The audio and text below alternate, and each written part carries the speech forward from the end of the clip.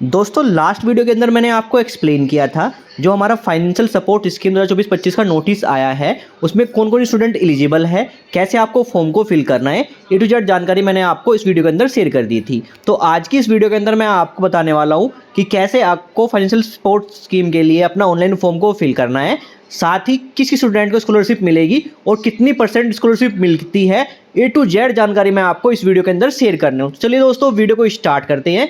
साथ ही दोस्तों अभी तक आपने चैनल को सब्सक्राइब नहीं किया, चैनल सब्सक्राइब जरूर कर लीजिएगा।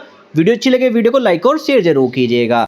तो देखिए दोस्तों DSOL की वेबसाइट पे आपको नोटिस मिल जाएगा फाइनेंशियल सपोर्ट स्कीम 2024-25 के लिए, जिसको आप ओपन करके चेक कर सकते हैं। जिसमें मेंशन किया गया है कि जिस स्टूडेंट की जो फैमिली इनकम 4 लाख से कम है उसकी जो फीस है वो कितनी आपकी रिटर्न होगी। इसमें लिखा है अप टू 100% आपकी फीस रिटर्न हो जाएगी। अगर आपके फैमिली इनकम 4 लाख से 8 लाख के बीच में है तो आपकी 50% यहाँ पे जो फीस है अप टू रिटर्न हो जाएगी, यहाँ पे मेंशन किया गया है। साथ में जो यहाँ पे कौन कौन अप्लाई कर सकता है, तो यहाँ पे देखिए फर्स्ट सेमेस्टर यानी फर्स्ट ईयर के स्टूडेंट अप्लाई कर सकते हैं, सेकंड और थर्ड ईयर स्टूडेंट अप्लाई कर सकते हैं। लेकिन सेकंड और थर्ड ईयर स्टूडेंट वही अप्लाई कर सकते हैं जिसे किसी सब्जेक्ट के अंदर बैक नहीं हो या फिर अपीयर नहीं हुआ हो अभी तक, वो अप्लाई नहीं कर सकता है। साथ में क्या क्या डॉक्यूमेंट चाहिए, तो डॉक्यूमेंट की बात करें, अगर आप फर्स्ट ईयर के स्टूडेंट हैं डॉक्यूमेंट में आपको अपलोड करने होंगे अपना फैमिली का इनकम सर्टिफिकेट जो कि फादर्स या मदर्स के नेम से ही बनेगा। साथ में जो ये इनकम सर्टिफिकेट है वो आपका 31 मार्च 2024 के बाद ही इशू होना चाहिए। इसके बाद सेकंड डॉक्यूमेंट आपको अपलोड करना है अपना फी रिसिप्ट की फोटोकॉपी। साथ में थर्ड डॉक्यूमेंट आपको अपलोड करना है बैंक पासबुक की फोटोकॉपी या फिर कैंसिल चेक होगा आपका, उसका फोटोकॉपी होनी चाहिए जिसमें आपका बैंक अकाउंट नंबर, आपका नेम और FSC कोड मेंशन होना चाहिए। फोर्थ डॉक्यूमेंट जो रहेगा आपका वो रहेगा 12th की मार्कशीट की फोटोकॉपी आपको अपलोड करनी है। ये 4 डॉक्यूमेंट अपलोड करने हैं। जब फॉर्म फिल करेंगे वहाँ पे आपको अपना फोटो भी अपलोड करना होगा। साथ ही बात करें अगर सेकंड ईयर और थर्ड स्टूडेंट है तो आपको इस केस में अपना इनकम सर्टिफिकेट फैमिली का जो कि आपका 31 मार्च 2024 के बाद इशू हो, साथ ही फी रिसिप्ट की फोटोकॉपी। साथ ही अगर आप सेकंड ईयर स्टूडेंट है तो फर्स्ट ईयर का आपका जो रिजल्ट का फोटोकॉपी होनी चाहिए आपकी। थर्ड ईयर के स्टूडेंट है तो सेकंड ईयर की रिजल्ट की फोटोकॉपी होनी चाहिए आपकी, वो आपको अपलोड होगी। साथ में जो आपको अपलोड करना है बैंक पासबुक या कैंसिल चेक का फोटोकॉपी अपलोड करनी है जिसमें आपका FSC code, bank account number और आपका नेम मेंशन होना चाहिए। डॉक्यूमेंट आपको अपलोड करने हैं और साथ ही फोटो अपलोड करना है फॉर्म को अप्लाई करते वक्त। साथ ही हमें मेंशन किया गया है इंस्ट्रक्शन, जिसमें देखिए आपको इस फॉर्म को डाउनलोड करने के लिए लिंक मिल जाएगा और साथ में कहाँ पे अप्लाई करना है उसका लिंक मिल जाएगा। तो अगर फ़ोन से अप्लाई कर रहे हैं तो आप जो स्कैन कोड है इसको स्कैन कीजिएगा अपने गूगल क्रोम में जाके और लिंक पे क्लिक करके आप मेन पेज पर जाएंगे जहाँ से आप अपना फॉर्म के लिए अप्लाई कर सकते हैं। साथ ही अगर आप अपना लैपटॉप या कंप्यूटर से अपना फॉर्म को फिल करना चाहते हैं तो जो लिंक है हमारा पेज का वो आपको वीडियो के डिस्क्रिप्शन में मिल जाएगा। डिस्क्रिप्शन में जाकर लिंक में क्लिक करके डायरेक्ट इस पेज पे आ जाएंगे जहाँ से आप फाइनेंशियल सपोर्ट स्कीम 2024-25 के लिए ऑनलाइन अप्लाई कर सकते हैं। तो आप देखिए यहाँ पे financial support scheme phase 2024 admission का ऑप्शन देखने को मिलेगा, जहाँ पे सबसे पहले आपको अपना एडमिशन ईयर सेलेक्ट कर लेना कि रहेगा हमारा 2024-25 ही आपको सेलेक्ट करना है। इसके बाद अपना फॉर्म नंबर है, कंट्रोल नंबर आपको मेंशन करना है। इसके बाद आपको अपना मोबाइल नंबर मेंशन करना है, सर्च ऑप्शन क्लिक करना है।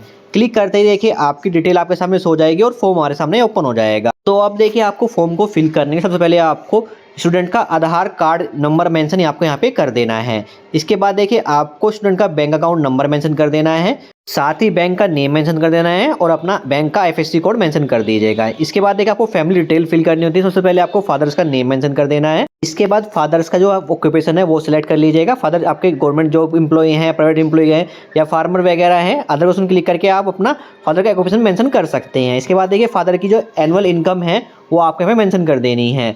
तो एनुअल इनकम आपको वही मेंशन करनी है जो आपके फादर का अगर इनकम सर्टिफिकेट बना हुआ है तो जो इनकम मेंशन है उसमें वो आप मेंशन कर दीजिएगा। इसके बाद फादर का पैन कार्ड का ऑप्शन है यहाँ पे ऑप्शनल, इसको आप स्किप कर दीजिएगा।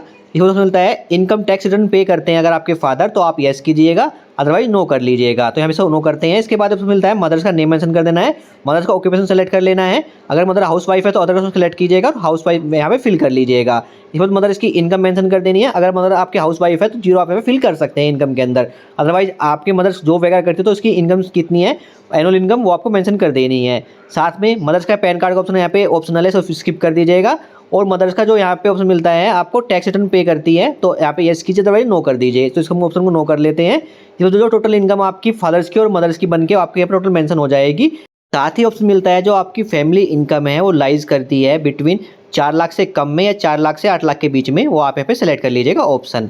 इसके बाद ऑप्शन मिलता है नंबर ऑफ फैमिली मेंबर जो आपके पेरेंट्स के ऊपर डिपेंडेंट है, यानी आपकी फैमिली में जितने भी मेंबर हैं जितने भी आपके भाई बहन हैं, ब्रदर्स हैं, उसकी नेम, उसका नंबर यहाँ पे मेंशन करना है। 2 पर्सन है आपकी फैमिली में डिपेंडेंट आपके फादर्स के ऊपर, मदर्स के ऊपर, वो यहाँ पे मेंशन कर दीजिएगा। इसका सबसे मिलता है परसेंटेज, जो आपकी लास्ट ईयर के अंदर परसेंटेज क्या है वो मेंशन कर दीजिएगा। अगर आप सेकंड ईयर थर्ड ईयर के स्टूडेंट हैं तो आप फर्स्ट ईयर सेकंड ईयर की जो परसेंटेज है वो मेंशन कर दीजिएगा। अदरवाइज आप फर्स्ट ईयर के स्टूडेंट है तो आपकी 12th की मार्कशीट की जो आपकी परसेंटेज है 12 की, वो आपको मेंशन कर देनी है अपने यहाँ पे। इसके बाद उससे मिलता है आपका डॉक्यूमेंट डिटेल का। तो डॉक्यूमेंट के अंदर देखिए सबसे पहले आपको इनकम सर्टिफिकेट डिटेल मेंशन करनी होती है। सबसे पहले आपको अपना इनकम सर्टिफिकेट नंबर मेंशन कर देना है।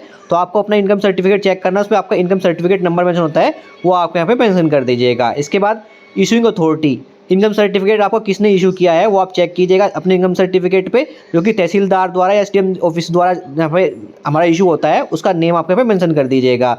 इसके बाद मिलता है डेट ऑफ इशू, यानी कब वो आपका इशू हुआ है और डेट वो आपको यहाँ पे मेंशन कर देनी है, जो कि आपके इनकम सर्टिफिकेट में मेंशन होती है। इसके बाद देखिए राशन कार्ड का ऑप्शन हमारा ऑप्शनल है, इसको आप फिल करना चाहते हैं तो फिल कर सकते हैं, तो इसको आप स्किप कर दीजिएगा। इसके बाद देखिए डॉक्यूमेंट क्या क्या अपलोड करने हैं। तो देखिए डॉक्यूमेंट में आपको सबसे पहले अपना यहाँ पे फी रिसीट अपलोड करना है, जो कि हमारा फॉर्मेट हमारा सभी का पीडीएफ फाइल अपलोड करनी है। मैक्सिमम साइज आपको देखिए जो रखना है वो रखना है 200 KB तक। तो यहाँ पे देखिए सबसे पहले आपको अपना फी रिसीट यहाँ पे अपलोड कर दें, चूज ऑप्शन क्लिक करके। इसके बाद आपको अपना इनकम सर्टिफिकेट अपलोड कर देना है, जो कि आपका 31 मार्च 2024 के बाद इशू हुआ हो, वो आपको अपलोड कर देना है। बात करते हैं यहाँ पे राशन कार्ड की डिटेल आप फिल करते हैं तो राशन कार्ड भी अपलोड कर दीजिएगा, इसको आप उसको स्किप कर दीजिएगा। साथ ही आपको अपने लास्ट एग्जाम की जो पास किया है उसकी मार्कशीट की फोटोकॉपी आपको अपलोड करनी है। अगर आप फर्स्ट ईयर के स्टूडेंट हैं तो 12th की मार्कशीट की फोटोकॉपी अपलोड कर लीजिएगा। अगर second year third year student है तो आपको फर्स्ट ईयर सेकंड ईयर जो रिजल्ट है उसकी फोटोकॉपी आपको अपलोड कर लेनी है। साथ ही बैंक पासबुक या कैंसिल चेक की फोटोकॉपी अपलोड कर लेनी है। साथ ही आपको अपने यहाँ पे फोटो अपलोड कर लेना है, जिसका फॉर्मेट जेपीजी या जेपीजी फाइल आपको रखनी है। और फिर चेक ऑप्शन क्लिक करके आपको सबमिट ऑप्शन क्लिक करके अपना फाइल प्रिंट डाउनलोड कर लेना है। फाइनल प्रिंट डाउनलोड हो जाने के बाद आपको वेट करना है। तो यहाँ पे जो हमारा स्टेप 1 है कंप्लीट हो जाता है। इसके बाद आपकी जो डिटेल आपने फिल की है वो चेक की जाती है कि आपकी डिटेल वगैरह सब कुछ सही है। उसके बाद ही जो फाइनेंशियल सपोर्ट स्कीम के अंतर्गत आपको जो स्कॉलरशिप है आपको प्रोवाइड की जाती है। अब देखिए दोस्तों, जो नोटिस के अंदर मेंशन किया जाता है, जो आपकी अगर फैमिली इनकम कैटेगरी 1 के अंदर 4 लाख से कम है तो आपको अप टू 100% जो स्कॉलरशिप आपकी यानी फीस आपकी वो रिटर्न दी जाती है। और कैटेगरी 2 के अंदर अगर आपकी जो 4 लाख से लेके 8 लाख के बीच में आपकी फैमिली इनकम है तो आपकी अप टू 50% आपकी जो फीस है वो रिटर्न दी जाती है। अब मैं आपको बात क्लियर कर देता हूँ, ऐसा कुछ नहीं है जो आपको फीस है अप टू 100% आपकी रिटर्न होगी। अगर आप कैटेगरी 1 के अंदर लाई करते हैं, अगर आपकी फैमिली इनकम 4 लाख से कम है तो आपकी इस केस में जो फीस है वो 30% से लेके 40% तक ही आपकी रिटर्न की जाती है। यहाँ पे देखिए लास्ट जो ईयर क्या हुआ था, जो फीस फील हुई थी वो 7,000 समथिंग फीस फील हुई थी फर्स्ट ईयर की। और जो स्टूडेंट को जो फीस रिसीव हुई थी वो 1300-1400 रुपये 1500 रुपये फीस रिटर्न हुई थी उनके बैंक अकाउंट के अंदर। ऐसा नहीं है कि 50% रिसीव हो जाती है, तो वो 30% से लेके 40% के बीच में ही आपकी रिटर्न होगी कैटेगरी 1 के अंदर। हो सकता है उससे कम हो, 25% से तो ऊपर तो चांस ही नहीं है कि आपकी फ़ीस रिटर्न हो जाए। साथ ही बात करते हैं कैटेगरी 2 के अंदर आप बिलोंग करते हैं तो उस केस में जो आपकी फ़ीस है वो 20 से लेके 30% ही आपकी रिटर्न होती है, उससे कम भी हो सकती है। वो डिपेंड करता है कैटेगरी वाइज, यानी कैटेगरी वाइज में आपको जनरल कैटेगरी से हैं, एससी कैटेगरी से, SC/ST हैं या OBC हैं, जो भी कैटेगरी है उस हिसाब से आपको फ़ीस रिटर्न की जाती है। तो यहाँ पे जो हमारा फॉर्म है वो कैसे फिल करना है उसकी जानकारी मैंने अभी बता दी है। उसको फाइनल प्रिंट निकाल के अपने पास सेव रख लीजिएगा और वेट करना है। ये हो सकता है इसके लिए मेरिट लिस्ट भी लगाई जाए कि जिसमें आपका नेम आता है तो आपकी जो फीस है वो रिटर्न की जाएगी, जिसका स्टेटस मैं आपको टाइम टू टाइम बताता रहूँगा कि कैसे आपको अपने स्टेटस चेक करना है और किस किस स्टूडेंट की कितनी फीस रिटर्न आएगी, उसकी जानकारी मैं अपने चैनल पे आपको देता रहूँगा। Thank you.